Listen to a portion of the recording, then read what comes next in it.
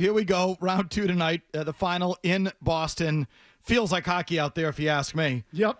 And the backdrop is the way that game started in that first matchup. And now here we go for the rematch. And Mazz, we're not going to get that same thing, are we? I don't think so. Look, it's a hard thing to replicate. And honestly, I also think that it then kind of cheapens it. Like, just because it happened the first time, that doesn't mean it has to happen in every game. So, in fact, I would almost hope that it doesn't happen again. But what we see right off the face-off is some, big checks, fast physical play. Like, that would almost mean more to me in some ways. You know what I'm saying? If they were to just drop them and fight again, you have a hard time living up to that first one, don't you? What do you expect tonight, Murray? I don't expect any kind of fights. I think it's going to have a Game 7 type feel in that the first goal is going to feel like 3. I think it's going to be a tight game, and I expect Canada to win, unfortunately. Yeah, if I were betting, I'd bet on Canada. But really looking forward to tonight. And the backdrop is, again, the way that game started. I mean, there's a lot of backdrops that we'll get into today. The emergence of U.S. hockey, which I think is kind of fueling the rivalry. It feels like on the junior level, we've almost caught up to them. We've won the last 2 junior championships, and we compete on that level very well. And as those kids get older, and they've gotten older, you wonder, if U.S. hockey's really emerging as a world power close to Canada. I mean, that's a backdrop, but I think that the hatred among the players begins there. All those youth tournaments and the junior championships and the competition level at that stage is, really intense, and it's close. And I just like to think that that's carried on through, and that there's pride. These kids who've been playing, I say the kids, the Kachucks, all these players on Team USA that have been playing the Canadians, their peers, all this way through, have developed a healthy dislike for them, which I feel that's there. And also the need to assert themselves, improve themselves. And so I think that's there. Suddenly out of nowhere, thanks largely to Trump, we now hate Canada, and Canada hates us back. And so we have that whole backdrop, which is lovely. I'll take it. And then we have the fights from Saturday night and all of that. But make no mistake, the dislike is real, and I really respect it. I like it. And it came out in the commentary the last couple days. I'll just give you one example of it. Here's Brandon Hagel. Let's go, Brandon, if I may. Brandon Hagel, who fought Matthew Kachuck on that opening face-off last Saturday night, had this to say about the fights or the nature of the way that game started. Go ahead. No, I think it's going to be the same way. I think it's 2 countries. Listen, what happened the other night, I think I did it for the flag and not for the cameras. Oh, God. Spare me.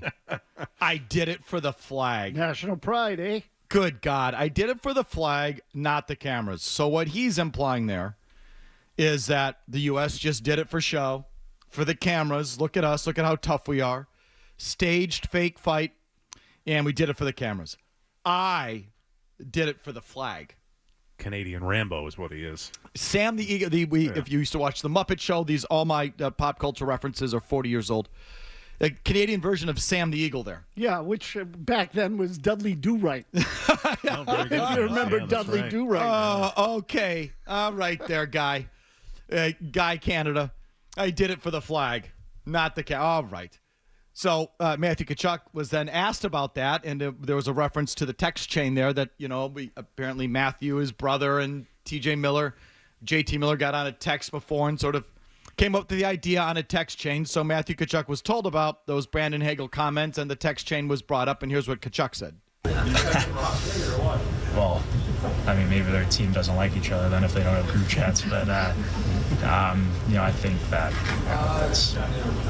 that's just a player, and enjoying his opportunities. So I think that our team does not care about anything that they say, and there's been a lot of chatter and talk from individuals, but we care about one thing in this room, and we have millions of people that are watching us and supporting us around this country, and we're very prideful in playing for them and the guys in the room. So it's an opportunity of a lifetime for us.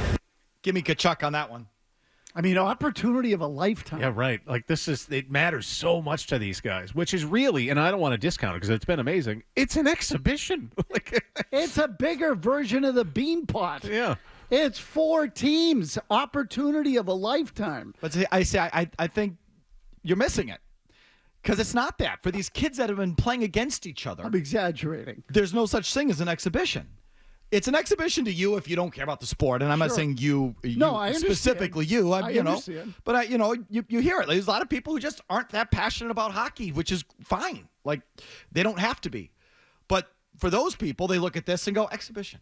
But not for the kids that grew up playing U.S. hockey or at the Hockey Development Center in Michigan and going against these Canadian kids their entire life and then having to get booed by those a-holes up there in Montreal. Like for them, it's not an exhibition. So, and that's why it's so great, because it's not. And like exhibitions don't have chirping. Like they're chirping each other there. And again, I'll just take Matthew Kachuck on that. We're playing for our country. Okay, I'm playing for the flag. Oh, would you? I'm playing for the flag. Good Lord, that's insufferable. That guy, the flag guy. I'm playing for the flag. Stop it. So that's just a great backdrop. What do you expect in terms of the hockey here, Mazz, tonight? Oh, I think you're going to get fast-paced, physical, competitive. Now, again, I worry about the Americans' ability to keep up because I think Canada's better. I think they were better going into the tournament, let alone now with some of these injuries. So, but I think that I believe in what you're talking about, the rivalry that exists between all of these players from years of having competed against one another. It's been it's born in that. It sort of restores your faith in the whole thing. And it's, first of all, it's reason to not annex Canada. Okay, like let's keep them on separate sides. The hockey's way better. And then secondly, it restores your faith in sort of the competitive spirit, because hockey these guys are just different. Hockey players are different. You could throw a puck out on a freaking pond with these guys, and they would probably play the same way. It's just how they're all wired. It's a max effort sport. You can't play it with anything less than that, or you'll get embarrassed. But there is part of me. So I do think it's going to be hyper competitive. Every single game in this tournament so far has been. But since this McAvoy injury and how pissed the team is, we'll get into that. And then one of the comments made by Connor McDavid, who said we can't have this thing every single year.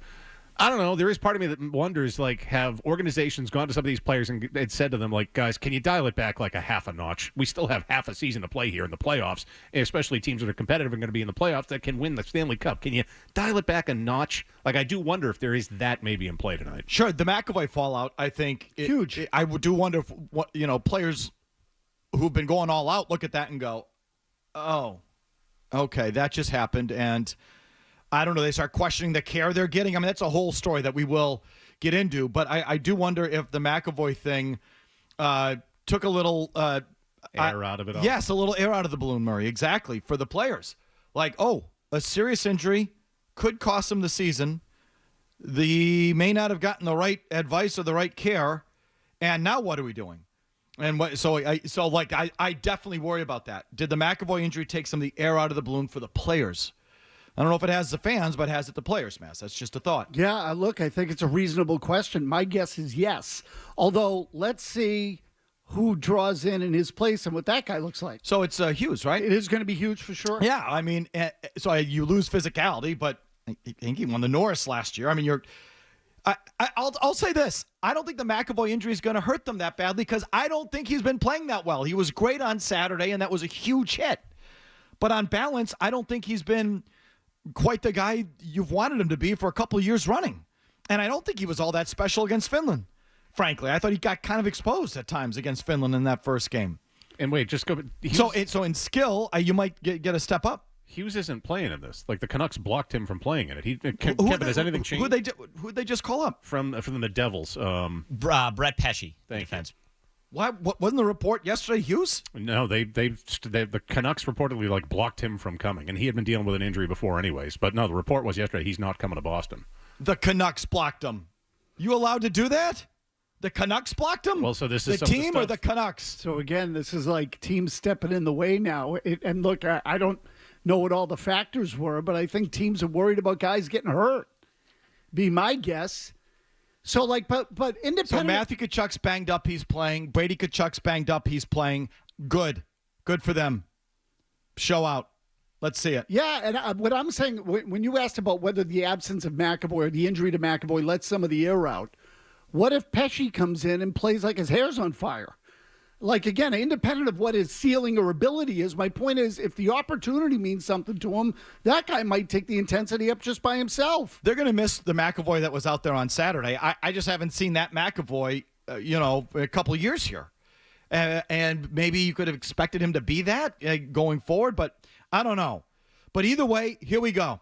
And what are they going to do for the anthem? What's the whole backdrop to this thing? If you like that clip, check out more videos from Felger and Mazz here. For more Bruins analysis and opinion, hit this playlist. And for all the latest from the Sports Hub, download the app at 985thesportshub.com.